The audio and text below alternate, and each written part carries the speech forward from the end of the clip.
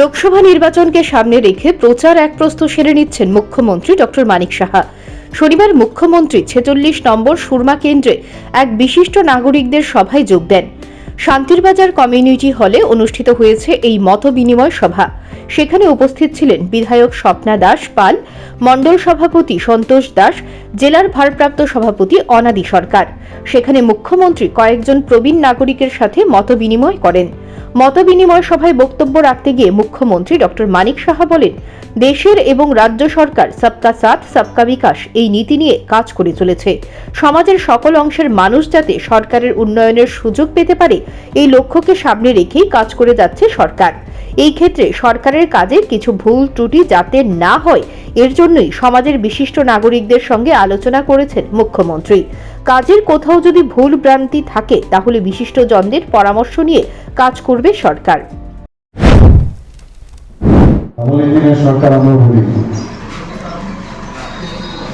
আমরা সারাক্ষণ ধরে মানুষের কি মৌলিক সমস্যা বা অন্য কি সমস্যা সেইগুলো সর্বক্ষণ আমরা চিন্তা ভাবনা করি এবং চেষ্টা করি সমস্যার সমাধান। আমি আজকেও সকালে আমাদের যে মিউনিসিপ্যালিটির বিল্ডিং এর উদ্বোধন হলো আমার সাথে, সেখানে আমি বলেছি যে আগে সরকার কি থাকতো, খালি সমস্যা সৃষ্টি করে ওরা সরকারে থাকতে চাই, আর আমরা সরকার এই সরকার সমাধানের মাধ্যমে সরকারে থাকতে চাই। কি হচ্ছে ঠিক আছে, মাননীয় প্রধানমন্ত্রীর মতো এরকম একজন গার্জিয়ান আমরা পেয়েছি, দেশ পেয়েছি। এতগুলো বেনিফিশিয়ারি যদি আমি এখন বলতে থাকি, গরিব মানুষদের জন্য, একটা গরিব মানুষদের জন্য, গরিবের সরকার আমরা শুনতাম আগে, গরিব মানুষদের জন্য যেসব স্কিম মাননীয় প্রধানমন্ত্রী যে করেছেন সেই বিষয়ে আমাদেরও ত্রিপুরার সরকার সেই বিষয়ে আমরা অনেক স্কিম করেছি। বিশেষ করে প্রধানমন্ত্রী যখন স্বাস্থ্য ব্যবস্থার কথা বললেন, প্রধানমন্ত্রী আবাস যোজনার কথা যখন বললেন, প্রধানমন্ত্রী যখন গ্যাস দেওয়ার বিষয়ে বললেন,